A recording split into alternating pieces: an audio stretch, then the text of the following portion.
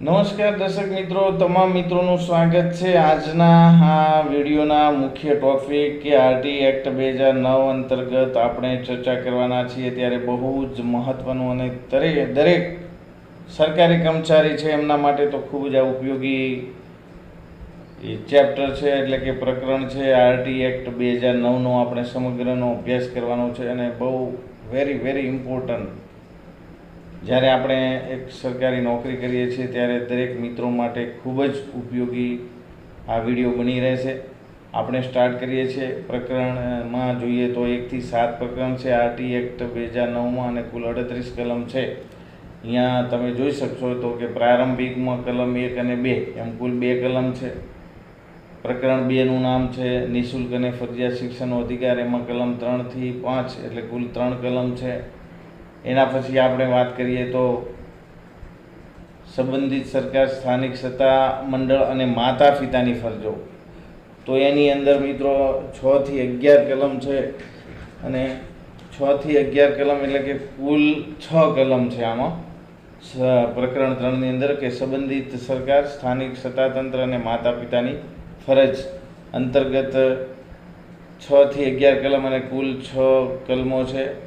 સંબંધિત સરકાર એટલે રાજ્ય સરકાર, સ્થાનિક સત્તાતંત્ર એટલે જિલ્લા શિક્ષણ સમિતિ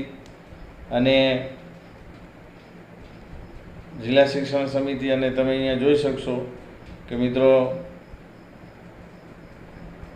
નગર શિક્ષણ સમિતિનો પણ એમાં સમાવેશ થઈ જશે. તો આ રીતે થશે. હવે આપણે પ્રકરણ 4ની વાત કરીએ તો એની અંદર શાળા અને શિક્ષકોની જવાબદારીની વાત કરવામાં આવી છે. તો શાળા અને શિક્ષકોની જવાબદારીમાં પ્રકરણ 4માં કલમ 12 થી 28 કુલ 17 કલમો છે. સૌથી વધારે કલમો પ્રકરણ 4માં છે. અત્યારે આપણે પ્રકરણનું નામ અને કલમો કેટલી છે ને કુલ કેટલી છે, ક્યાંથી ક્યાં સુધીની કેટલી છે એની આપણે ચર્ચા કરીએ છીએ. તો તમે અહીંયા જોઈ શકશો કે પ્રકરણ 4નું નામ છે શાળા અને શિક્ષકોની જવાબદારી અને કલમ 12 થી 28 છે. કુલ 17 કલમ છે આ ચેપ્ટરની અંદર, બરાબર છે. હવે આપણે આગળ જઈએ તો ચેપ્ટર નંબર 5 જોઈએ તો અભ્યાસક્રમ અને પાયાનું બુનિયાદી શિક્ષણ પૂરું કરવું. એની અંદર પણ 29 ને 30 કલમ છે, એટલે કે કુલ 2 કલમ આ ચેપ્ટરમાં છે. પછી આપણે ચેપ્ટર નંબર 6 જોઈએ તો બાળકોના અધિકારનું રક્ષણ, એમાં કલમ 31 થી 34 એમ કુલ 4 કલમ છે. અને છેલ્લે આપણે પ્રકીર્ણ વધ્યું ઘટ્યું, તો પ્રકીર્ણમાં તમે જોઈ શકશો તો કે પ્રકીર્ણમાં કલમ 35 થી 38 કુલ 4 કલમ છે. તો આ રીતે મિત્રો આપણે કુલ કલમોની વાત પણ જોઈ ગયા. હવે આપણે થોડીક બીજી ચર્ચા કરી લઈએ એને લગતી, આ ચેપ્ટરને લગતી, તો કે શિક્ષણ સંદર્ભે મહત્ત્વના દિવસની ઉજવણીની વાત કરીએ તો શિક્ષક દિન આ મહિનામાં જ છે, 5 સપ્ટેમ્બર. આજે તો 3 તારીખ થઈ ગઈ. 5મી સપ્ટેમ્બરે આપણો શિક્ષક દિન છે. શિક્ષક મિત્રોની યાદમાં શ્રી ડૉક્ટર રાધાકૃષ્ણનની યાદમાં પ્રથમ રાષ્ટ્રપતિ શિક્ષક હતા અને તેમાંથી રાષ્ટ્રપતિ બન્યા. તો આપણે 5 સપ્ટેમ્બર 1962થી આપણે શિક્ષક દિનની ઉજવણી કરીએ છીએ. પછી એક બીજો દિવસની પણ અહીંયા તમે સ્ક્રીન પર જોઈ લો કે શિક્ષણ દિન. શિક્ષક દિન તો બધાને યાદ હોય, પણ શિક્ષણ દિન તો 11 નવેમ્બર 2008થી ઉજવણી શરૂ કરવામાં આવી શિક્ષણ દિનની. અને શિક્ષણ દિનની ઉજવણી આપણા પ્રથમ શિક્ષણ મંત્રી સ્વતંત્ર ભારતના મૌલાના અબુલ કલામ આઝાદની યાદમાં, બરાબર. એના પછી આપણે બીજો એક મહત્ત્વનો દિવસ છે આંતરરાષ્ટ્રીય શિક્ષક દિન. 5 ઓક્ટોબર 1994થી યુનેસ્કો દ્વારા આની ઉજવણી કરવામાં આવે છે. 11 નવેમ્બર 2008થી શિક્ષણ દિનની ઉજવણી શરૂઆત થઈ. અને અહીંયા આંતરરાષ્ટ્રીય શિક્ષક દિનની વાત કરીએ તો 5 ઓક્ટોબર અને 1994થી આની ઉજવણી યુનેસ્કો દ્વારા કરવામાં આવે છે. બીજી એક વાત આપણે જોઈએ તો કે આંતરરાષ્ટ્રીય સાક્ષરતા દિનની વાત જોઈએ તો આંતરરાષ્ટ્રીય સાક્ષરતા દિનની વાત તો 8 સપ્ટેમ્બર 1965થી એની ઉજવણી યુનેસ્કો દ્વારા કરવામાં આવે છે. રાષ્ટ્રીય વિદ્યાર્થી દિવસની ઉજવણી આપણે જોઈએ તો 5 ઓક્ટોબર એપીજે અબ્દુલ કલામનો જન્મદિવસની યાદમાં 2010થી તેની શરૂઆત કરવામાં આવી. એના પછી જોઈએ તો બાળકોના શિક્ષણ સંદર્ભની મહત્ત્વની જોગવાઈઓ. તો હવે બાળકોના શિક્ષણ સંદર્ભે કઈ મહત્ત્વની જોગવાઈ છે? તો સૌથી પહેલાં આંતરરાષ્ટ્રીય બાળ વર્ષ. આંતરરાષ્ટ્રીય બાળ વર્ષની વાત કરીએ તો મિત્રો, સંયુક્ત રાષ્ટ્ર સંઘે 1979નું વર્ષ બાળ વર્ષ તરીકે જાહેર કર્યું છે અને આંતરરાષ્ટ્રીય સ્તરે બાળકોના 11 હક છે મિત્રો, એવી પણ વાત કરવામાં આવી. એના પછી આપણે જોઈએ તો બાળ દિન, આપણા જવાહરલાલ નહેરુ જે વડાપ્રધાન થઈ ગયા, આપણા ભારત દેશના પ્રથમ વડાપ્રધાન, તો એમની યાદમાં પણ આપણે બાળ દિન 14 નવેમ્બર ચાચા નહેરુની યાદમાં ઉજવીએ છીએ. અને આંતરરાષ્ટ્રીય બાળ દિવસ, આંતરરાષ્ટ્રીય બાળ અધિકાર દિવસ 20 નવેમ્બરના રોજ આપણે ઉજવીએ છીએ. તો આટલા આપણે મહત્ત્વના દિવસોની વાત કરી.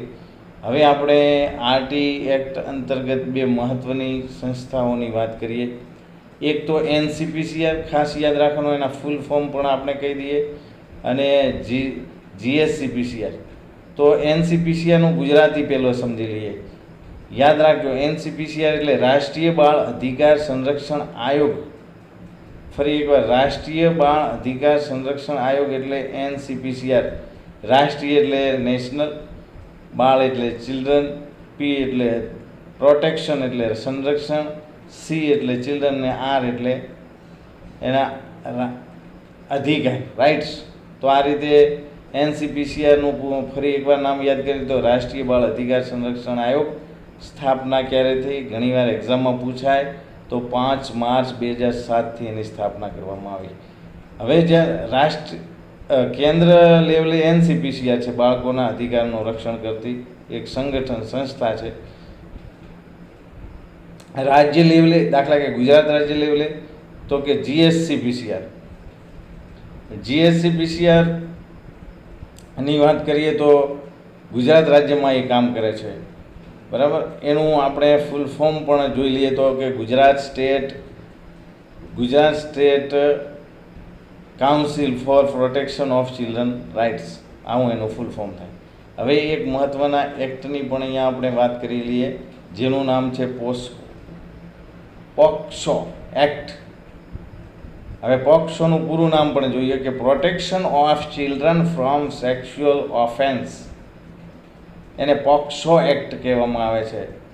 હવે આ એક્ટ અંતર્ગત શું છે મિત્રો, વાત કરીએ તો કે આ પોક્સો એક્ટ બન્યો આરટી એક્ટ જેવો જે એક્ટ છે, પોક્સો એક્ટ. તો એની વાત કરીએ તો એમાં કુલ ચેપ્ટર 9 છે અને સેક્શન એટલે એની કલમો 46 છે.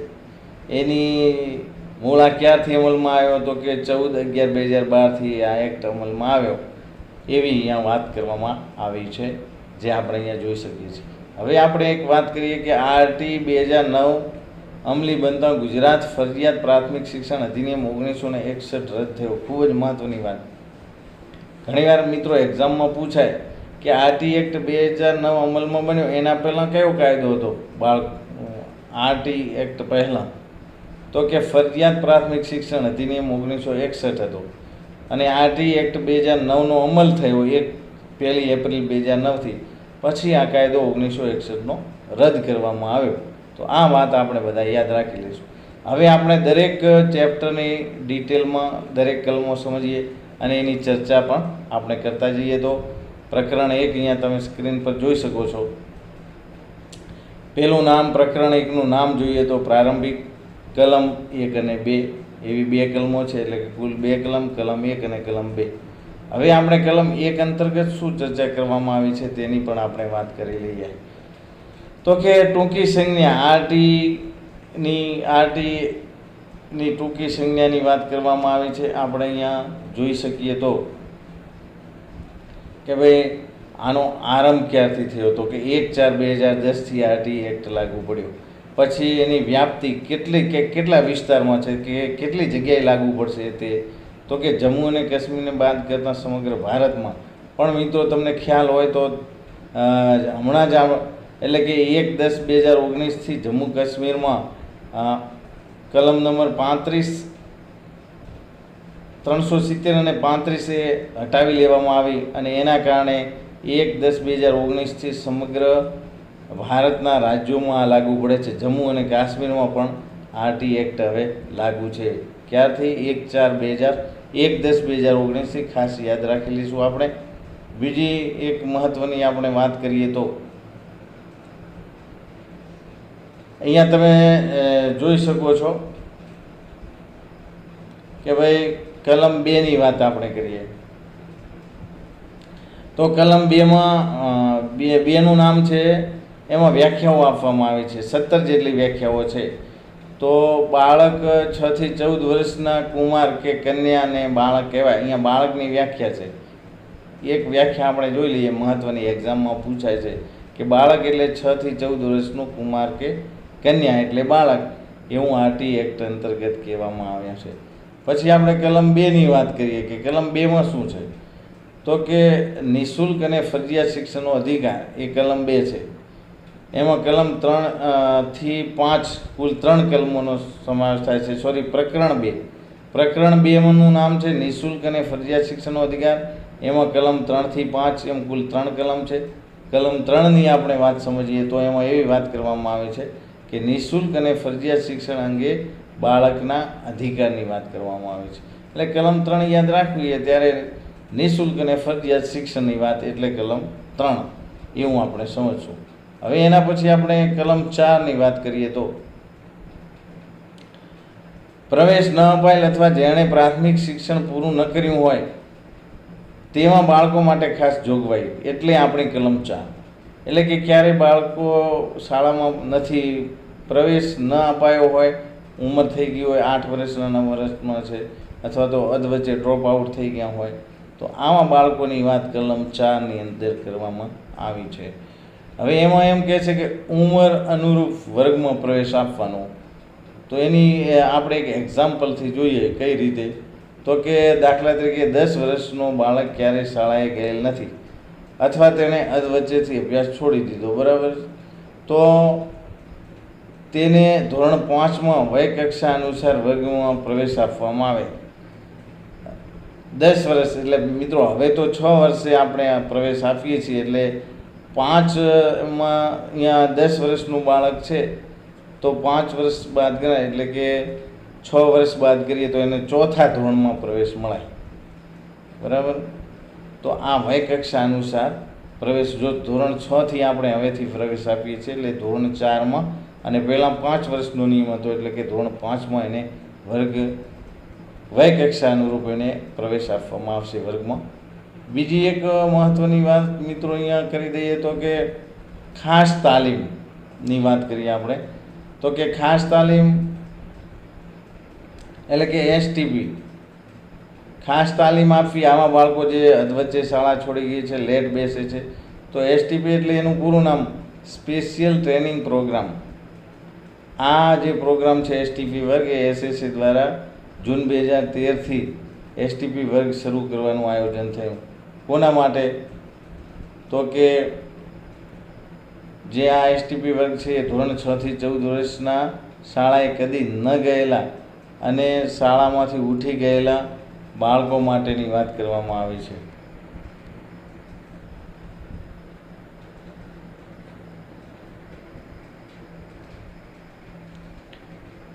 છ થી 14 વર્ષના બાળકો ક્યારેય શાળામાં ન ગયા અને અધવચ્ચેથી ઉઠી ગયા હોય તો તેમના માટે આપણે એસટીપી વર્ગની વાત થઈ. 14 વર્ષ પછી પણ બુનિયાદી શિક્ષણ મેળવવાને પાત્ર રહે. ધારો કે કોઈને 15 વર્ષનું બાળક થઈ ગયું ને હજી 7માં છે, તો એમ કહે છે કે 14 વર્ષ પછી પણ બુનિયાદી શિક્ષણ મેળવી શકશે. બુનિયાદી શિક્ષણ એટલે મિત્રો ધોરણ 1 થી 8નું પ્રાથમિક શિક્ષણ. હવે આપણે આગળ વાત કરીએ તો વ્યાખ્યા જોઈ લઈએ. અહીંયા તમે જોશો તો આ રીતે આપણે વ્યાખ્યાઓ જોઈએ. એના પછી કલમ 5ની આપણે વાત કરીએ કે કલમ 5માં શું કહેવામાં આવ્યું છે, તો શાળા બદલવાનો અધિકાર એટલે કલમ 5. તો કે રાજ્યમાં કે રાજ્ય બહારના શાળા બદલવાનો અધિકાર બાળકને આપવામાં આવ્યો છે. કે રાજ્ય બહારથી લિવિંગ સર્ટિફિકેટ આવે છે, કોઈ દાખલા કે LC લઈને આવે, શાળા છોડ્યાનું પ્રમાણપત્ર લઈને રાજ્યમાંથી બીજા રાજ્યમાંથી ગુજરાત રાજ્યમાં આવે છે, તો જિલ્લા પ્રાથમિક શિક્ષણાધિકારીની કાઉન્ટર સહી કરાવ્યા પછી જ શાળામાં પ્રવેશ આપવાનો એવો નિયમ છે. અને ખાસ યાદ રાખવાનું આચાર્ય મિત્રોએ તો કાઉન્ટર સાઇન કરાવી ફરજિયાત છે ડિસ્ટ્રિક્ટ પ્રાઇમરી એજ્યુકેશન ઓફિસરની, એટલે કે જિલ્લા પ્રાથમિક શિક્ષણ અધિકારીની કાઉન્ટર સાઇન કરાવી અને વાલીને કહેવાનું કે એમની સાઇન કરાવી દો, પછી અમે તમને એડમિશન અહીં આપી દઈશું. લિવિંગ સર્ટિફિકેટ કાઢવામાં વિલંબ કરનાર સામે શિસ્તનો પગલું. એટલે કે કોઈ વાલી આવે છે કે ભાઈ મારે બાળકને બીજી શાળામાં મોકલવું છે, તો આપણે એને LC કાઢી આપવાની વાત કરવામાં આવી છે. એટલે કે 6 દિવસમાં લિવિંગ સર્ટિફિકેટ કાઢી આપવું પડે. કોઈ ઇમરજન્સી કામ છે કે ભાઈ આપણે ઓનલાઈન કામગીરી છે, તો આપણે વાલીને કહેશું કે ભાઈ તમે આટલા દિવસ પછી તમે લઈ જજો LC, અથવા તો તરત બી આપી શકાય, પણ મિનિમમ 6 દિવસ સુધીમાં આપણે એમને LC આપી દેવું પડે છે. હવે પ્રકરણ 3ની વાત કરીએ તો પ્રકરણ 3માં સંબંધિત સરકાર, સ્થાનિક સત્તામંડળ અને માતા પિતાની ફરજો, એ પ્રકરણ 3નું નામ છે. એમાં કલમ 6 થી 11 આવેલી છે, કુલ 6 કલમ છે. તો આપણે ક્રમ વાઇઝ એમની ચર્ચા જોઈએ તો કલમ 6માં તમે જોઈ શકો છો કે શાળા સ્થાપવા માટે સંબંધિત સરકાર અને સ્થાનિક સત્તાતંત્રની ફરજો. શાળા સ્થાપવી છે તો સરકારની ભાગીદારી રહેશે અને સ્થાનિક સત્તામંડળની પણ ફરજ છે. તો એમાં જુઓ તો કે ધોરણ 1 થી 5ની શાળા હોય તો એ શાળાઓ વચ્ચેનું અંતર, બાળકના ઘરથી શાળા વચ્ચેનું અંતર 1 કિલોમીટર હોય, અને 6 થી 8ની શાળા સ્થાપવી હોય, મંજૂરી મેળવી હોય તો બાળકના ઘરથી શાળા વચ્ચેનું અંતર મિનિમમ 3 કિલોમીટરનું હોવું જોઈએ. જો ન હોય તો RT એક્ટના અમલથી 3 વર્ષની અંદર શાળા સ્થપાશે. જો આટલા અંતરે કોઈ શાળા ન હોય તો RT એક્ટ મુજબ એમ કહેવામાં આવે છે કે નવી શાળા 3 વર્ષમાં સ્થાપવામાં આવશે. હવે તો બધે શાળાઓ સ્થપાઈ ગઈ છે અને કોઈ જગ્યાએ શાળાઓની ઘટ નથી. હવે આપણે કલમ 7ની વાત કરીએ તો નાણાકીય અને બીજી જવાબદારીઓનું વિભાજન. સંવિધાન અનુચ્છેદ 280માં નાણાં આયોગ દ્વારા કેન્દ્ર અને રાજ્ય સરકારની જવાબદારીની વાત કરવામાં આવી છે. ટેકનોલોજીના સંસાધનો પૂરા પાડવા માટે જ્ઞાનકુંજ ધોરણ 7 અને 8માં તારીખ 5/9/2017થી સાધનો આપવામાં આવ્યા દરેક શાળામાં. ધોરણ 2 શરૂઆતમાં 7 અને 8, પછી તો બીજા ફેઝમાં 6, 7, 8માં પણ અત્યારે આપણે જ્ઞાનકુંજ પ્રોજેક્ટ શાળાઓમાં મળે છે. પણ એક્ઝામમાં પૂછાય કે જ્ઞાનકુંજ પ્રોજેક્ટ કયા વર્ષથી શરૂ થયો અથવા તારીખ સાથે, તો 5/9/2017થી. કયા ધોરણ માટે શરૂઆતમાં હતો તો ધોરણ 7 અને 8. યાદ રાખવા જેવી બાબત છે. હવે આપણે આગળ જઈએ તો કલમ 8માં જોઈએ તો સંબંધિત સરકારની ફરજો. સંબંધિત સરકારમાં શું છે કે એમની શું ફરજો છે તો કે નિઃશુલ્ક અને ફરજિયાત શિક્ષણ મળી રહે, બાળક કોઈ વંચિત ન રહે. વાલી પોતાના બાળકને સ્વેચ્છાએ પ્રાઇવેટ શાળામાં મૂકે તો ખર્ચ માગી શકે નહીં. બરાબર. કોઈ એમ કહે છે કે મારે તો સરકારી શાળામાં નથી ભણાવવું મારું બાળક અને મારે પ્રાઇવેટ શાળામાં ભણવું છે, તો પછી ગવર્મેન્ટ પાસે કે કોઈ સ્થાનિક સત્તાતંત્ર પાસે કોઈ ફી માગી શકે નહીં. એના પછી આપણે જોઈએ તો પ્રવેશ અને હાજરી સુનિશ્ચિત કરવાની વાત પણ સ્થાનિક સત્તાતંત્રની છે કે ભાઈ દરેક બાળકને કોઈ બાળક પ્રવેશ વગર રહી નથી જતું ને, શાળામાં બાળકોની હાજરી નિયમિત હોય છે ને, આ પણ એમની જવાબદારી છે. શાળા પ્રવેશ ઉત્સવનું સરસ આયોજન થાય, એ પણ સ્થાનિક સત્તાતંત્રની જવાબદારી છે. હવે મિત્રો ખાસ યાદ રાખવાનું કે 2023થી 1 જૂનના રોજ 6 વર્ષ પૂર્ણ થાય તો તેને પ્રવેશ આપવાની વાત છે. પહેલાં આપણે 5 વર્ષે કે ભાઈ 31/5 મે મહિનાની 31 તારીખે 5 વર્ષ પૂરા થાય એટલે 1 જૂનની 1 તારીખથી એને આપણે પ્રવેશ આપતા હતા. હવે અહીંયા એવું છે કે 2023થી 1 જૂનના રોજ 6 વર્ષ પૂરા થાય તેવા બાળકોને આપણે પહેલાં ધોરણમાં પ્રવેશ આપીએ છીએ. શિક્ષકોને તાલીમની સગવડ આપવાની વાત પણ સ્થાનિક સત્તાતંત્રની છે. તો આપણે અહીંયા સ્થાનિક સત્તાતંત્રની ફરજોની વાત કરીએ. અને જોયો. હવે આપણે થોડી આ વાત જોઈ લઈએ કે શાળા પ્રવેશ ઉત્સવ અને કન્યા કેળવણી મહોત્સવની શરૂઆત ક્યારથી થઈ?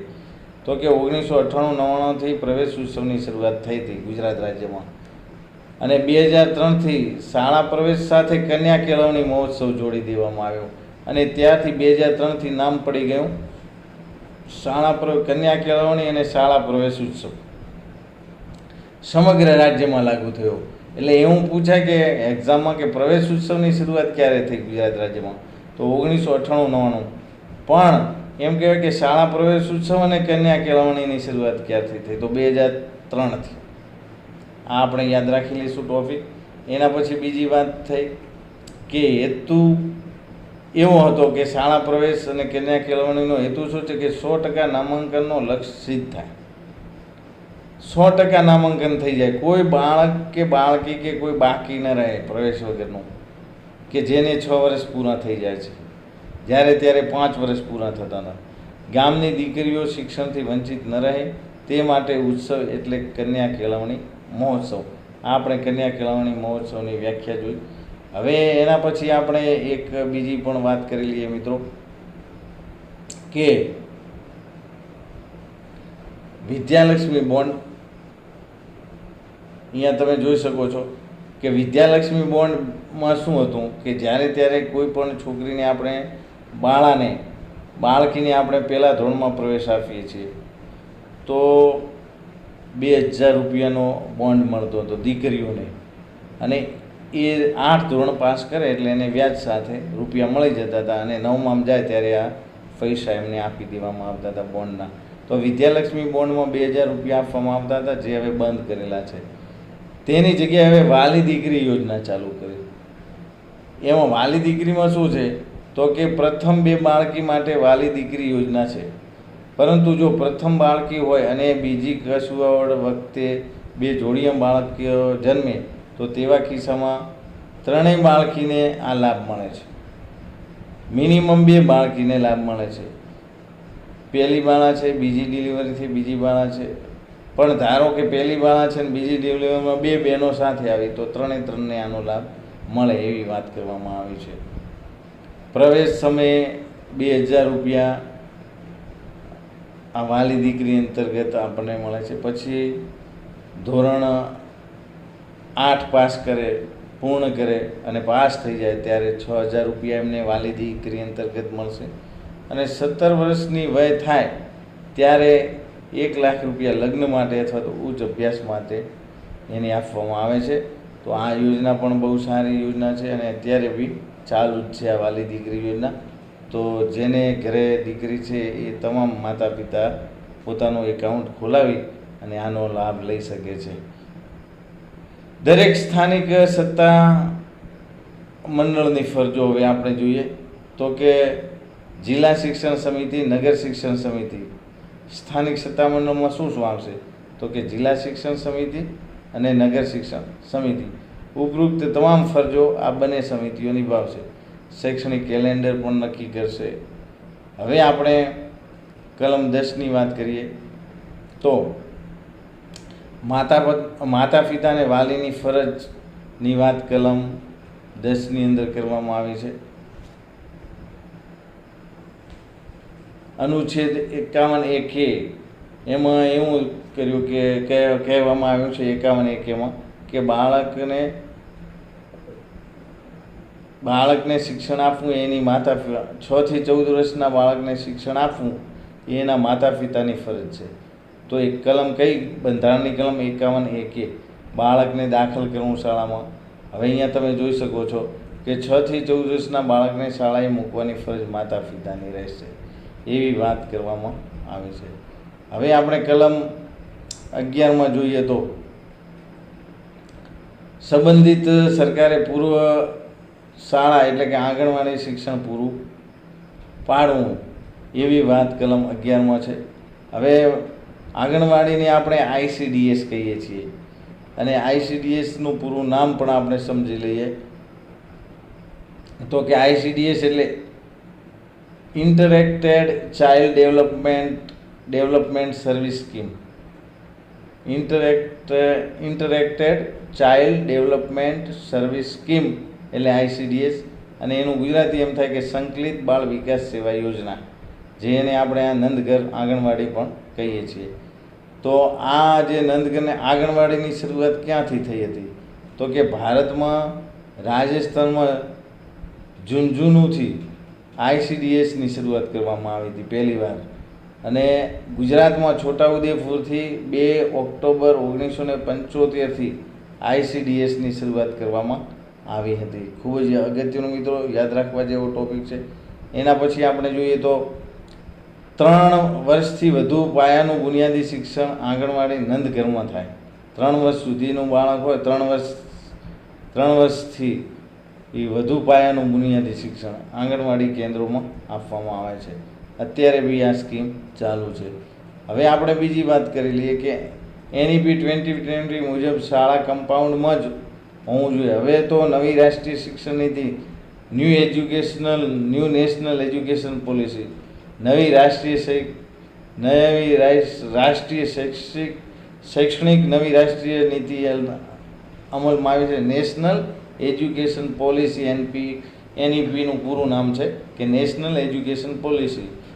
રાષ્ટ્રીય શૈક્ષણિક નીતિ 2020 અંતર્ગત તો હવે કેવું છે કે ભાઈ શાળાના કમ્પાઉન્ડમાં જ આંગણવાડી કેન્દ્ર હોવું જોઈએ અને અંદર જ એ પોતે અભ્યાસ કરતા હોવા જોઈએ.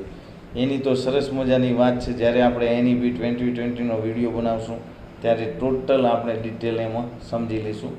હવે માતા યશોદા એવોર્ડ આંગણવાડી કાર્યકર કોઈ સારું કામ કરે છે તો એમને પ્રોત્સાહન આપવા માટે માતા યશોદા એવોર્ડ આપવામાં આવે છે. તથા તેડાગર બેન છે તો એમની શ્રેષ્ઠ કામગીરી માટે પણ એમને પણ માતા યશોદા એવોર્ડ મળે છે.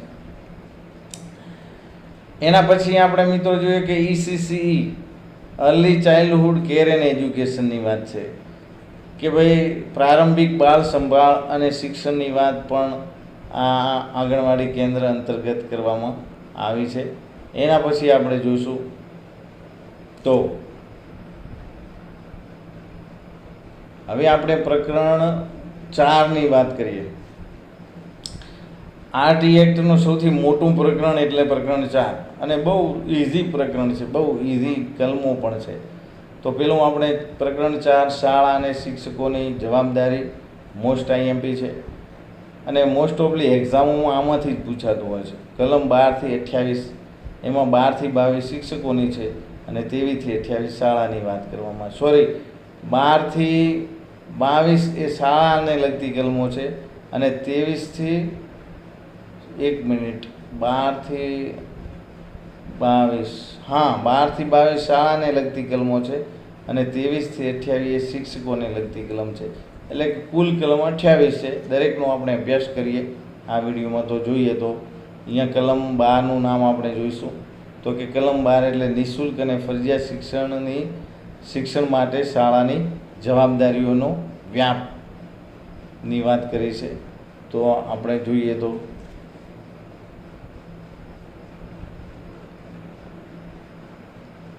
થોડું 1 જ મિનિટ આપણે અહીંયા વ્યવસ્થિત સ્ક્રીન ઉપર દેખાય એટલા માટે કે પ્રાઇવેટ શાળામાં ધોરણ એટલે કે નિઃશુલ્ક અને ફરજિયાત શિક્ષણ માટે વ્યાપ માટે શાળાની જવાબદારી. તો પ્રાઇવેટ શાળામાં ધોરણ અત્યારે એવો છે કે ફરજિયાત પ્રવેશ માટે 25% બાળકોને ફરજિયાત પ્રવેશ આપવો અને એના અભ્યાસની અને જે ખર્ચો થાય અત્યારે સરકાર આપે છે. પ્રાઇવેટ સ્કૂલોમાં પણ 25% અનામત જગ્યાઓ હોય છે. ખર્ચ સરકાર દ્વારા સીધો શાળાને મળશે. બાળક દીઠ અહીંયા વાત પણ જો તમે સમજી લો કે બાળક દીઠ 1000 રૂપિયા અથવા ઓછું હોય, બેમાંથી જે હોય તે. અને આ ખર્ચની મર્યાદા હવે 12000 કરેલ છે. પહેલાં 1000, હવે 12 મહિના અભ્યાસ કરે તો એને 12000 રૂપિયા મળે છે. પ્રવેશ મેળવવા માટે શું કરવું પ્રાઇવેટ શાળામાં પહેલાં ધોરણથી જ? તો કે પ્રવેશ મેળવવા માટે વેબસાઇટનું નામ છે RTE-gujarat.organization. તો ORG એટલે ઓર્ગેનાઇઝેશન. આ પર જઈ અને આપણે એનું ફોર્મ ભરવાનું હોય છે અને માહિતી સબમિટ કરો એટલે જે તે સ્કૂલ ચોઈસ કરીને એટલે એને પ્રવેશ મળી જાય છે. પ્રવેશ મેળવવા માટે જાન્યુઆરી અને ફેબ્રુઆરી માસમાં રજિસ્ટ્રેશન કરવાનું હોય છે. એ પણ આપણે યાદ રાખવાનું. એના પછી નિઃશુલ્ક પ્રવેશ માટે આરટી એક્ટ 2009માં કલમ નંબર 12માં આ જોગવાઈ કરવામાં આવી છે. નિઃશુલ્ક પ્રવેશ માટે આરટી રૂલ્સ 2012માં નિયમ નંબર 11માં આ જોગવાઈ કરવામાં આવે છે. તો આ રીતે મિત્રો તમને સમજાતું હશે. હવે આપણે એક બીજી વાત કરીએ તો કલમ 13ની વાત કરા તો કે કલમ 13માં શું છે કે પ્રવેશ ઉપરથી વધારાની રકમ અથવા તો કસોટી અથવા ઇન્ટરવ્યૂ પર પ્રતિબંધ, એટલે કે પ્રવેશ વખતે કોઈ પણ પ્રવેશ ફી ન લેવી, બાળકની કસોટી પણ ન લેવાની અને વાલીની ઇન્ટરવ્યૂ ન લેવાનું. 3 વસ્તુ કલમ 13માં યાદ રાખશું. પ્રવેશ કસોટી નહીં, પ્રવેશ વખતે કોઈ ફી નહીં અને વાલીનું ઇન્ટરવ્યૂ નહીં. આ 3 વસ્તુ કલમ 13માં મનાઈ કરવામાં આવી છે. પછી કલમ 13B જોઈએ તો જો કોઈ સંસ્થા બાળકની વધારાની ફી લે અથવા તો બાળકની કસોટી લે, બાળકનું કે માતા પિતાનું વાલીનું ઇન્ટરવ્યૂ લે તો અહીંયા તમે જોઈ શકશો કે પ્રથમ વખત જો આવું કોઈ શાળા કરે તો 25,000 રૂપિયાનો દંડ થાય અને બીજી વખત 50,000 રૂપિયાનો દંડ થાય. આ માટે આ નિયમ ખાસ તમારે યાદ રાખવાનો મિત્રો. આવું કરી શકાય નહીં. The Gujarat self finance school fee regulation act 2017 અંતર્ગત આવી વાત કરવામાં આવી છે. આગળ જોઈએ તો જેમાં 5 પ્રકરણો અને કુલ 21 કલમો પણ છે. આખું આ જે એક્ટની આપણે વાત કરી ઉપર કે the Gujarat self finance school regularity act 2017 અંતર્ગત ફી રેગ્યુલેશનની વાત કરવામાં આવે છે. ફી રેગ્યુલારિટી કમિટીમાં 5 વ્યક્તિની ટીમ છે, એમાં 4 ઝોન છે. નક્કી કરેલી ફી અહીંયા આપણે જોઈ લઈએ તો ધોરણ 1 થી 8માં તમે પ્રાઇવેટ શાળામાં કોઈ બાળક ભણાવો છો તો એની ફી છે 15,000 રૂપિયા. 9 થી 10માં ભણાવો છો તો 25,000 રૂપિયા વાર્ષિક. અને ધોરણ 11-12 સાયન્સ સામાન્ય પ્રવાહ માટે 27,000 રૂપિયા અને 11-12 સાયન્સ હોય તો 30,000 રૂપિયાની ગવર્મેન્ટ ફી નક્કી કરવામાં આવી છે. હવે આપણે અહીંયા જોઈએ તો મિત્રો કસોટી માતા પિતા કે બાળકની પણ કસોટી નહીં લેવાની. આરટી એક્ટ 2009માં પણ આવી જોગવાઈ છે. સજા શું થાય જો કોઈ લે તો કે વધારાની ફી રકમના 10 ગણી રકમ સુધીનો દંડ. જેટલી રકમ લીધી હોય એના 10 ગણાનો દંડ કરવાનો એમ. આરટી એક્ટ 2009માં પણ છે. અને પહેલી વાર ઉલ્લંઘન કરે અને કસોટી લે તો પહેલી વાર 50,000 રૂપિયા. પહેલી વાર ઉલ્લંઘન માટે 5 લાખ રૂપિયાની વાત કરવામાં આવી છે. અને આરટી એક્ટ 2009માં કરતાં દંડ વધારો કર્યો છે. અને બીજી વખત કોઈ ઉલ્લંઘન કરે અહીંયા એકમ દશક 100,000 10,000 અહીંયા ભૂલ છે મિત્રો. પહેલી વાર જો કોઈ ફરીથી એકવાર કે જો વધારાની ફી લે તો પહેલી વાર ઉલ્લંઘન કરે તો 50,000 રૂપિયાનો દંડ છે આરટી એક્ટમાં. અને પછી બીજી વાર ઉલ્લંઘન કરે તો એને 1 લાખ રૂપિયાનો દંડની વાત કરવામાં આવે છે. આરટી એક્ટ 2009 કરતાં પણ વધારે દંડ કર્યો છે.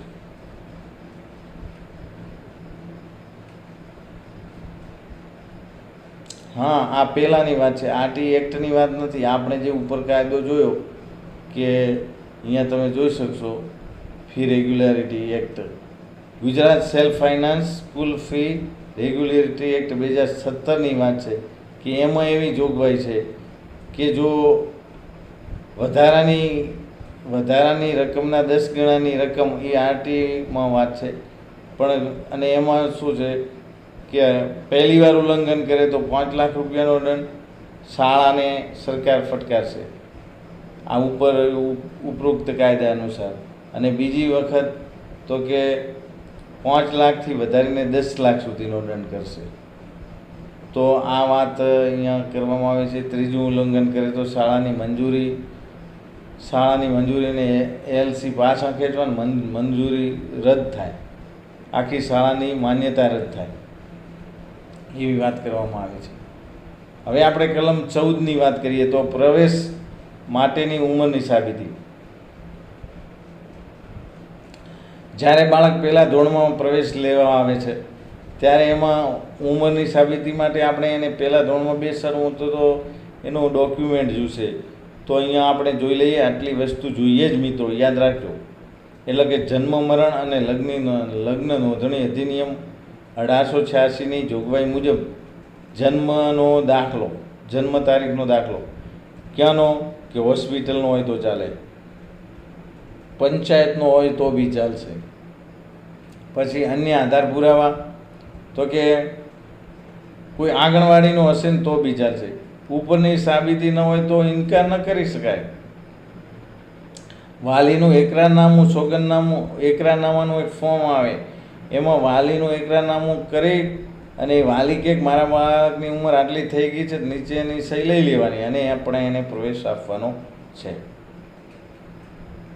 કલમ 15 અંતર્ગત આપણે પ્રવેશની ના ન પાડી શકાય એવી વાત કરવામાં આવી છે કે કોઈ પણ બાળક જ્યારે પ્રવેશ લેવા આવે તો આપણે એને મનાઈ નહીં કરી શકીએ. ધોરણ 1માં 7મા વર્ષે પ્રવેશ, આ થોડો મિસ્ટેક છે મિત્રો, ધોરણ 1માં 6થા વર્ષે પ્રવેશ મળે છે, એટલે કે 6 વર્ષ પૂરા કરે અને 7મું વર્ષ રનિંગ થાય ત્યારે આપણે એને પ્રવેશ આપીએ છીએ.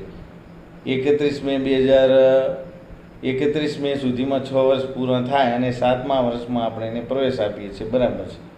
યાદ રાખવા માટે જુઓ, તમે અહીંયા જોઈ શકશો કે કલમ 15 એવું કહે છે કે પ્રવેશની ના પાડવી નહીં અને કલમ 5 એવું કહે છે કે એલસી આપવાની ના પાડવી. એટલે કે કલમ 5માં એલસી આપી દેવાનું અને કલમ 15માં એલસી લઈ લેવાનું, એવી વાત છે. એના પછી આપણે કલમ 16માં જોઈએ તો વર્ગમાં અનુત્તીર્ણ નાપાસ કરીને રાખી મૂકવા પર અને શાળામાંથી કાઢી મૂકવા પર પ્રતિબંધ. પહેલાં મિત્રો કેવું હતું કે બાળકોને નફાસ કરી અને જો કચાશ હોય તો જે તે ધોરણમાં એમને રોકી રાખવામાં આવતા હતા. એના કારણે શું થતું હતું કે બાળક શાળામાંથી ડ્રોપ આઉટ થઈ જતું અને બીજા બાળકો સાથે સેટ નહોતું થતું.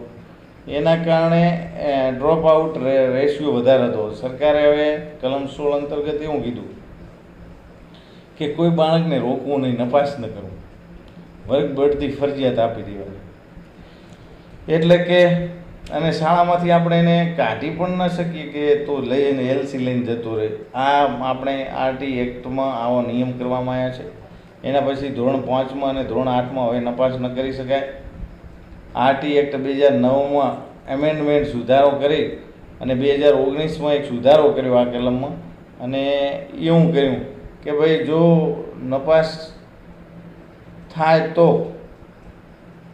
1 માસ પછી, એટલે કે આમાં એવો સુધારો કર્યો કે ધોરણ 5 અને 8માં નપાસ કરવાના. પણ એમાંય પાછું એવું છે કે જો નપાસ કરવામાં આવે તો 1 માસ પછી પાછી એની પરીક્ષા લેવાની મહિના પછી, અને પાસ થાય તો એને વર્ગ બઢતી આલી દેવાની, નકા પછી નપાસ કરવાનું, તો જ નપાસ કરવાનું. જો પહેલી વાર એક્ઝામમાં નપાસ થયા પછી ફરીથી આપણે મહિના પછી એનું પૂરક તૈયારી કરાવવાની એને, અને ફરીથી પાસ થઈ જાય તો એની વર્ગ બઢતી રોકવાની નથી. પણ બીજી વાર પણ નપાસ થાય તો એને ધોરણ 5માં હોય તો 5માં અને 8માં હોય તો 8માં રોકી રાખવાની વાત કરવામાં આવી. એના પછી નો ડિટેન્શન પોલિસીના લાભાલાભ અફવે અને સ્થગિતતા રોકવા માટે હતા. એટલે કે ભાઈ બાળકોનો અફવે થતો હતો, એકના એક ધોરણમાં રોકાઈ રહેતું હતું, ડ્રોપ આઉટ થતું હતું, એ ઘટાડવા માટે આ નપાસ ન કરવાની સિસ્ટમ હતી. પણ એનો દુરુપયોગ થયો. બાળક એમને એમ પાસ થઈ જતું, એટલે શિક્ષક મિત્રોને મજા કે ભાઈ ન ભણાવીએ તોય પાસ, અને વાલીઓને પણ એવું હતું કે શાળાએ મૂકતા જ નહીં, કે નહીં મૂકીએ તો બી પાસ. એટલે આ કાયદા થોડોક નુકસાનકારક પણ હતો, એટલે એમાં ફેરફાર કર્યો છે હાલ. એના પછી આ કલમ પછી કલમ 17માં આપણે જોઈએ તો કે બાળકને શારીરિક શિક્ષા અથવા તો માનસિક ત્રાસ આપવાનો પર પ્રતિબંધ છે. કોઈ પણ બાળકને આપણે માનસિક કે શારીરિક શિક્ષા કરી શકશું નહીં, અને જો ભંગ થશે તો કલમ 9(1) અનુસાર શિક્ષાત્મક પગલાં લેવામાં આવશે, એવી વાત કરી. એના પછી આપણે જોઈએ તો કલમ 18 માન્યતા પ્રમાણપત્ર મેળવ્યા સિવાય કોઈ પણ શાળા સ્થાપવી નહીં, એવું કલમ 18 કહે છે. તો માન્યતા પછી શરતોનો ભંગ થાય તો માન્યતા પાછી ખેંચી શકાય છે, એક તક મળે છે. અને કોઈ પણ શાળાની માન્યતા રદ થાય તો બાળકને નજીકની શાળામાં દાખલ કરી દેવામાં આવે છે. માન્યતા વગર શાળા જો સ્થાપવામાં આવે તો પ્રથમ 1 લાખ રૂપિયાનો દંડ કરવામાં આવે છે. માન્યતા પાછી ખેંચ્યા બાદ ચાલુ રહે તો દરેક દિવસના 10,000 રૂપિયા લેખે એને દંડ કરવામાં આવે છે.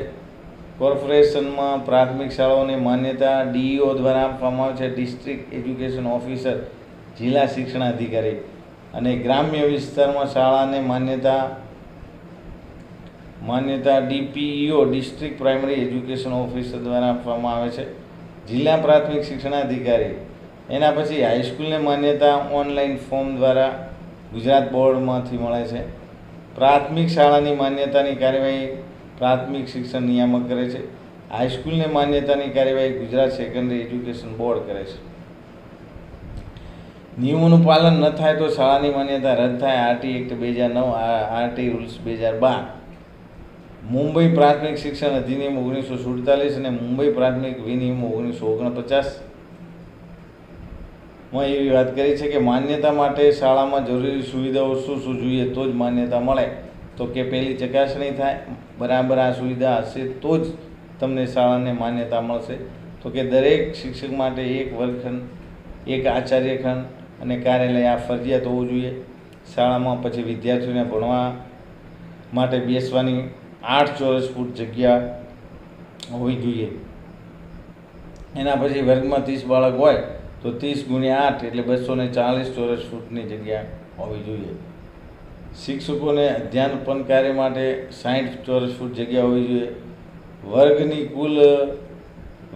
કુલ 300 ચોરસ ફૂટ જગ્યા જરૂરી છે. દરેક વર્ગમાં 300 ચોરસ ફૂટની જગ્યા હોવી જોઈએ. શાળામાં અવરોધ-મુક્ત વાતાવરણ, અવરોધ-મુક્ત પ્રવેશ તથા દિવ્યાંગ માટે રેમ્પ પણ હોવો જોઈએ.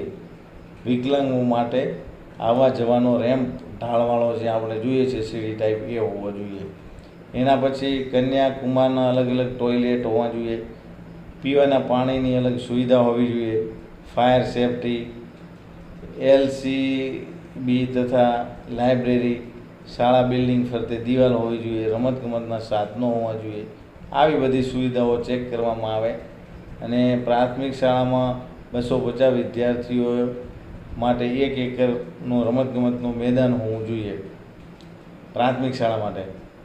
અને માધ્યમિક શાળામાં શહેરી વિસ્તારમાં 250 વિદ્યાર્થીઓએ 800 ચોરસ ફૂટનું રમતગમતનું મેદાન અને ગ્રામ્ય વિસ્તારમાં 250 વિદ્યાર્થીઓએ 1200 ચોરસ ફૂટનું રમતગમતનું મેદાન ફરજિયાત છે.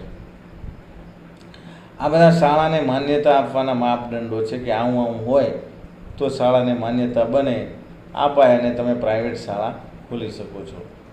હવે શાળા માટેના નિયમ અને ધોરણો તો કે આરટી એક્ટ 2009ના અગાઉ સ્થપાયેલ શાળાએ 3 વર્ષમાં પોતાના ખર્ચે કલમ 18 અનુસાર ધોરણો પૂરા કરવા. આરટી એક્ટ 2009 અગાઉ સ્થપાયેલ શાળાએ અગાઉ બની ગઈ હોય તો પણ એમને ધોરણો 3 વર્ષમાં આ એક્ટ લાગુ થયો એના પછી પૂરા કરવાના પોતાના ખર્ચે. એના પછી આપણે કલમ 19ની વાત જોઈએ. કલમ 19માં શાળા માટેના નિયમો અને ધોરણોની વાત છે. એના પછી કલમ 20માં અનુસૂચિ સુધારવાની વાત છે. એમાં એવું છે કે એક્ટની પાછળ અનુસૂચિ આપેલી જ છે. એમાં એવી વાત કરવામાં આવી છે કે કેન્દ્ર સરકારે જાહેરનામું બહાર પાડીને અનુસૂચિમાં સુધારો કરે. શાળાની મંજૂરી મેળવવા માટે અરજી કરવાનો નમૂનો એક છે. અરજી કર્યા પછી શાળામાં મંજૂરી મળી છે તે માટે નમૂના 2 હોય છે. 2માં આપણને મંજૂરી મળે છે. હવે આપણે કલમ 21 અંતર્ગત જોઈએ તો શાળા વ્યવસ્થાપન સમિતિ એસએમસી સ્કૂલ મેનેજમેન્ટ કમિટીની વાત છે. કલમ 21માં આવી વાત કરવામાં આવે છે કે એસએમસી પહેલાં શાળામાં વીઈસી કાર્યરત હતી. કુલ 12 સભ્યો એસએમસીમાં હોય. 1 સભ્ય મરજિયાત હોય કડીઓ. જો મરજિયાત સભ્યને લઈએ તો કુલ 13 સભ્યો થશે. દર 2 વર્ષે એની પુનઃ રચના કરવાની હોય છે એસએમસીની. દર 3 મહિને એની બેઠક બોલાવવાની હોય છે. કલમ 2/4 પ્રાઇવેટ શાળા સિવાય તમામ શાળાઓમાં આપણે એસએમસી હોય, પ્રાઇવેટ સ્કૂલોમાં એસએમસી હોતી નથી. સમિતિમાં 3/4 એટલે કે 75%, એટલે કે 12માંથી 9 સભ્યો શાળાના વિદ્યાર્થીઓના વાલી રહેશે. સમિતિમાં 1/2 એટલે કે 50% સભ્યો મહિલાઓ હોવી જરૂરી છે. સમિતિમાં વંચિત જૂથના વાલીઓને પ્રમાણસર પ્રતિનિધિત્વ આપવું. સમિતિમાં એક શિક્ષણવિદ રહેશે, જેની પસંદગી એસએમસીના વાલીઓ કરશે. ગામમાં સારા ભણેલા વ્યક્તિ હોય, વિદ્વાન હોય કે કોઈ રિટાયર્ડ શિક્ષક હોય તો એમને પણ આપણે એક શિક્ષણવિદ તરીકે લઈ શકીએ છીએ. સમિતિમાં એક સ્થાનિક સત્તામંડળનો સભ્ય એટલે કે પંચાયતનો એક સભ્ય PRI હોય છે. સમિતિમાં સભ્ય સચિવ તરીકે શાળાના આચાર્ય હોય છે. કોઈ એક વાલી એસએમસીના અધ્યક્ષ બધા નક્કી કરીને એક આપણે અધ્યક્ષ પણ બનાવીએ છીએ. એસએમસીમાં કુલ 12 સભ્યો, 75% વાલી હોય, 9 સભ્યો વાલી, ધોરણ 1 થી 5ના 2 વાલી, ધોરણ 6 થી 8ના 4 વાલી, ધોરણ 1 થી 4ના 2 વાલી, ધોરણ 5 થી 6ના 4 વાલી અને ધોરણ 7, 8માંથી 3 વાલી. આ રીતે આપણે પસંદગી કરી શકીએ છીએ. 25% અન્ય એટલે કે સ્થાનિક સત્તામંડળનો એટલે PRI એટલે પંચાયતનો એક સભ્ય, શિક્ષક આચાર્ય એટલે કે સભ્ય સચિવ, એક સ્થાનિક શિક્ષણવિદ અથવા તો વિદ્યાર્થી, એક કડીઓ મરજિયાત એક સભ્ય. એસએમસીના રજિસ્ટરની વાત કરીએ તો કે એજન્ડા બુક મિટિંગની જાણ 6 દિવસ અગાઉ કરવાની રહે. એના પછી મિનિટ્સ બુકમાં મિટિંગની ડિટેલમાં ચર્ચા લખવાની હોય છે. ઠરાવ બુકમાં આપણે ઠરાવ નક્કી કરીને લખવાના હોય છે અને અમલીકરણ બુક ઠરાવના અમલીકરણ માટેની બુક હોય છે. તો આ રીતે આપણે જોઈ શકીએ છીએ કે એસએમસીનું કામ. હવે આપણે કલમ 22 અંતર્ગત જોઈએ તો કલમ 22માં શાળા વિકાસ યોજનાની વાત કરવામાં આવે છે. શાળા વિકાસ યોજનાનું નામ છે SDP, સ્કૂલ ડેવલપમેન્ટ પ્લાન. આ પ્લાન શાળા વ્યવસ્થાપન સમિતિ એસએમસી બનાવે છે. આમ તો આચાર્યો જ બનાવવા આવતા હોય છે, નામ એસએમસીનું છે. 3 વર્ષ માટે આ પ્લાન બનાવવાનો હોય છે અને આ પ્લાન દર વર્ષે અપડેટ કરવાનો કે ભાઈ શું શું તમે જે તમે ટાર્ગેટ રાખ્યું હતું શિક્ષણનું અને ભૌતિક સુવિધાઓનું, તો બેઝલાઇન એસેસમેન્ટમાં શું તમે કેટલું એમાં પરિવર્તન કર્યું ને હવે શું કરશો, એટલે કે એમાં અપડેશન કરવાનું હોય છે. દર વર્ષે એમાં અપડેશન કરીને બનાવતું જ રહેવું પડે છે. એટલે એના પછી આપણે કલમ 23ની વાત કરીએ તો શિક્ષકોની નિમણૂક માટેની લાયકાત અને નોકરીની શરતો. હવે આપણે 22 સુધીની કલમો શાળાની પૂરી થઈ ગઈ. હવે આપણે શિક્ષક મિત્રોની વાત કલમ 23થી ચાલુ થાય છે. તો કલમ 23 શિક્ષકોની નિમણૂક માટેની લાયકાત અને નોકરીની શરતોની વાત કરવામાં આવી છે કલમ 23માં. તો આપણે જોઈએ તો લઘુત્તમ લાયકાત ધરાવતી વ્યક્તિ એટલે કે BEd, PTC, diploma in elementary education એટલે કે DLED. તો આ બધા લાયકાતના ધોરણો છે. BEd, PTC અને DLED વગેરે તાલીમ સંસ્થા ન હોય તો 5 વર્ષ માટે જાહેરનામા લઘુત્તમ લાયકાત દ્વારા લઈ શકાય. એટલે કે પ્રાથમિક શાળામાં તમારે શિક્ષક બનવું હોય તો મિનિમમ PTC, BEd અથવા ડિપ્લોમા ઇન એલિમેન્ટરી એજ્યુકેશન કરેલું હોવું જોઈએ અને આ રીતે તમે તાલીમ લઈને આવેલા હો તો તમે આમાં એપ્લાય કરી શકો છો. એના પછી આપણે વાત કરીએ તો ફિક્સ 325 1984-87 થી 1984-87 ફિક્સ પેનો નિયમ આવ્યો હતો મિત્રો, એવી વાત છે. આદિવાસી શિક્ષકોની ભરતી 10 પાસના આધારે થતી હતી. ક્યાંથી? 1989-90માં. એના પછી તમને ખબર છે કે શંકરસિંહ વાઘેલાએ બાલ ગુરુ યોજના લાવી હતી. એમાં 2500 રૂપિયા જ પગાર હતો. ક્યારે? 1998-99માં આ યોજના આવી. એના પછી એક યોજના આવી વિદ્યા સહાયક 4500ની નરેન્દ્ર મોદીએ લાવી 1/5-2010થી. વિદ્યા સહાયક યોજનામાં વળી આનંદીબેને થોડો પગાર વધાર્યો, 7800 કર્યો. આનંદીબેન પટેલે 1/10-2014થી વળી વધારો પગાર. એટલે કે વિદ્યા સહાયક યોજનામાં 19,950 એ પણ આનંદીબેને જ કર્યું 1/2/2017થી. શાબાશ આનંદીબેન, શાબાશ, બહુ સારું કામ કરીને ગયા. અને હજી રહ્યા હોત તો આપણે મજા હોત, પણ નથી. હવે તો ભૂપેન્દ્ર પટેલ છે. હવે આપણે જોઈએ તો કલમ 24 શિક્ષકોની ફરજો અને ફરિયાદોનું નિવારણ કલમ 24માં છે. તો કે કઈ રીતે? તો કે સમયપાલન, ઓનલાઈન હાજરી, ફેક્સ રીડર, થંબ વગેરે અત્યારે તો શિક્ષકો માટે આવી ગયા છે. એટલે કે શિક્ષકોએ ફરજિયાત ટાઈમસર હાજર રહેવું, અભ્યાસક્રમ પૂરો કરવો, વાલીનો સંપર્ક કરવો. શિક્ષકોને અન્યાય થાય તો રાયખડ ખાતે આવેલ ટ્રિબ્યુનલમાં જવાનું. જતા હશે અમુક મિત્રો, અન્યાય તો થાય. એના પછી કલમ 25ની અંદર જોઈએ તો વિદ્યાર્થી શિક્ષક ગુણોત્તર. મોસ્ટ આઈએમપી એક્ઝામમાં મિત્રો બહુ પૂછાય છે. તો કે વિદ્યાર્થી શિક્ષક ગુણોત્તર પત્રક આગળ આપેલું છે. હવે આપણે પત્રક જોઈ લઈશું કે વિદ્યાર્થીને શિક્ષકનો ગુણોત્તર કઈ રીતે હોય આરટી એક્ટ અંતર્ગત.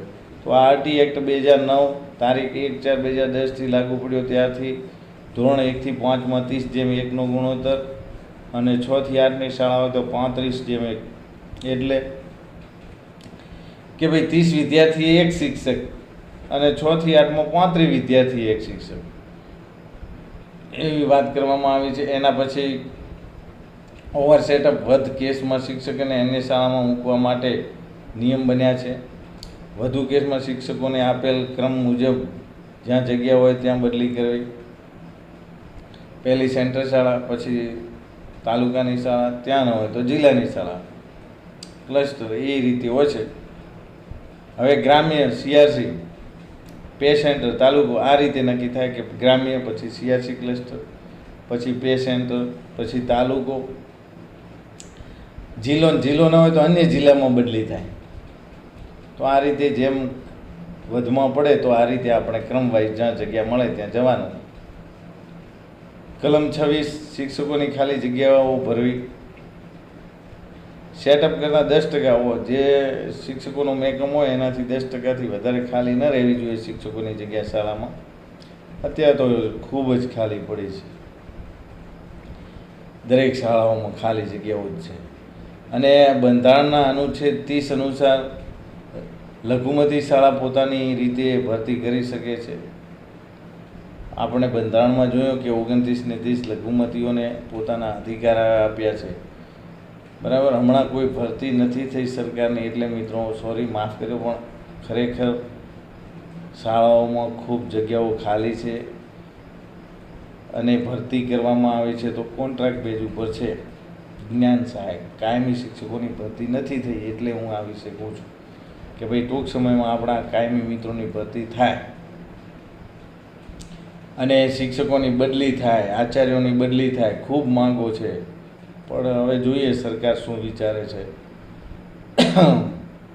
એટલે બંધારણની 30 અનુસાર લઘુમતી શાળા પોતાની રીતે ભરતી કરી શકે છે. એટલે ધાર્મિક લઘુમતીને છૂટ છે. ધાર્મિક લઘુમતી, ભાષાકીય લઘુમતી, એમને છૂટ છે, એમની રીતે ભરી શકે. હવે કલમ 27 શિક્ષકોને બિન શૈક્ષણિક હેતુ માટે મૂકવા પર પ્રતિબંધ. એટલે કે કોઈ શિક્ષકને, દાખલા કે આપત્તિ વ્યવસ્થાપન છે, કોઈ રાહત કાર્ય છે, પછી એના પછી ચૂંટણીલક્ષી કામગીરી છે, તો આમાં રોકી શકાય. વસ્તી ગણતરી છે, આ 3 કામમાં જ રોકાય. વસ્તી ગણતરી, આપત્તિ વ્યવસ્થાપન વસ્તી ગણતરી, આ બાબતોમાં એમને રોકી શકાય છે. બાકી અન્ય કામગીરીમાં રોકી શકાતા નથી. વસ્તી ગણતરી હોય, આપત્તિ વ્યવસ્થાપન હોય, ચૂંટણી ફરજ. પહેલી જો આપણે જોઈએ તો ચૂંટણીની ફરજ, વસ્તી ગણતરી અને આપત્તિ વ્યવસ્થાપન. પણ હવે મિત્રો શિક્ષકોને તમામ જગ્યાએ ઓર્ડર થાય તો એવું નથી રહ્યું. પણ આ કલમો એમ કહે છે કે આવું હોય આવું કરો તો સારું. કલમો કેવી છે, કેવા પૂરતી લાગે છે. કલમ 28 શિક્ષકોના ખાનગી ટ્યુશન પર પ્રતિબંધ. બોલો, આ તો બહુ કડક આનું પાલન થાય. શિક્ષકોએ કોઈ ખાનગી ટ્યુશન જ ન કરવા. તો 28 મિત્રો ધ્યાન રાખજો કોઈ કરતા હોય તો. વ્યવસ્થિત આ કલમને યાદ રાખવાની. હવે આપણે ધોરણ 1 થી 5માં વિદ્યાર્થીના ગુણોત્તરની વાત કરી હતી, એ આપણે જોઈ લઈએ. તો હું થોડો સાઈડમાં થઈ જઉં. ધોરણ 1 થી 5માં વિદ્યાર્થી પ્રમાણે 1 થી 30 પ્રમાણે જોઈએ તો વિદ્યાર્થીની સંખ્યા જોઈએ 2, 1 થી 30 ને 30 60, એટલે કે 1 થી 60ની સંખ્યા હોય તો 2 શિક્ષક મળે. 61 થી 90 હોય તો 3 શિક્ષક મળે. 91 થી 120 હોય તો 4 શિક્ષક મળે. એક્ઝામમાં પૂછાય છે, યાદ રાખજો કે ભાઈ કોઈ એક શાળામાં 120 બાળકો છે તો કેટલા શિક્ષકો મળશે? તો 4 શિક્ષકો. અથવા તો આમ પૂછે કોઈ પણ શાળામાં 5 શિક્ષકો કામ કરે છે તો બાળકો કેટલા હોઈ શકે? 4 ઓપ્શન મૂકી દે. તો 121 થી 200 હોય તો 5 શિક્ષકો મળે. 4 શિક્ષકો હોય તો 191 થી 200, એટલે આપણે 30 વધારવાનું કે 101 થી 60 સુધી હોય તો 2 શિક્ષક. 61 થી 90 હોય તો 3. 91 થી 120 હોય તો 4. 121 થી 200 હોય, આ જો આગળ ગેપ વધી તો 5. અને એના પછી આપણે જોઈએ તો 201 થી 240 હોય તો 6. 291 થી 120, સોરી 91 થી 120 તો 4. અને 121 થી 200, આ યાદ રાખવાનું. 121 થી 200 હોય તો 5. અને 200 ઉપર હોય, 201 થી 240 હોય તો 6. 241 થી 280 હોય, 200 ઉપર હોય એટલે 40નો રેશિયો લાગુ પડ્યો કે ભાઈ 201 થી 240 તો 6. 241 થી 280 તો 7. 281 થી 320 તો 8. અને 321 થી 360 તો 9. 361 થી 400 તો 10. 400 સુધી હોય તો 10. આ રીતે મિત્રો ધોરણ 1 થી 5માં 150 થી વધુ સંખ્યાએ અલગ આચાર્ય આપવાની વાત થઈ છે. અને આમાં જ આચાર્ય મિત્રો હલવાઈ પડ્યા છે. બોલો, 150ની સંખ્યા હોય 1 થી 5માં તો પણ એક આચાર્ય આપવાનો. 6 થી 8માં 150ની હોય, હવે તો નિયમ પડ્યો તો પણ એક આચાર્ય આપવાનો. અલગ અલગ શાળા હોય. અને સળંગ 1 થી 8માં 150 સંખ્યા હોય તો પણ એક આચાર્ય મિત્રને આપવાના છે. એસ્ટાટને બધાના દુશ્મન થઈ ગયા. એના પછી આપણે આગળ વાત કરીએ તો અહીંયા તમે જોઈ શકો છો કે ભાઈ ધોરણ 6 થી 8માં વિદ્યાર્થી પ્રમાણ 35 વિદ્યાર્થી 1 શિક્ષક, તો કે 61 વિદ્યાર્થી હોય. સોરી, ધોરણ 6માં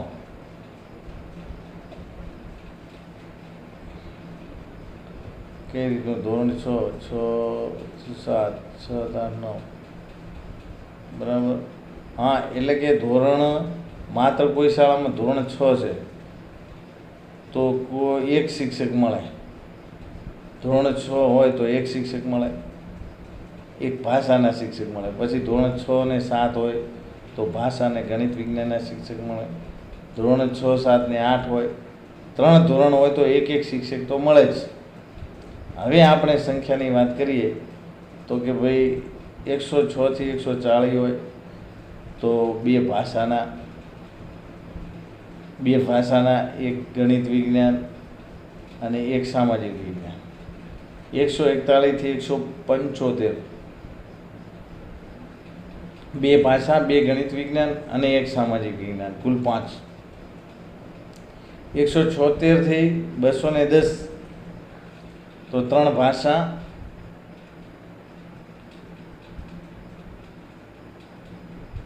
2 ગણિત વિજ્ઞાન અને 1 સામાજિક વિજ્ઞાન.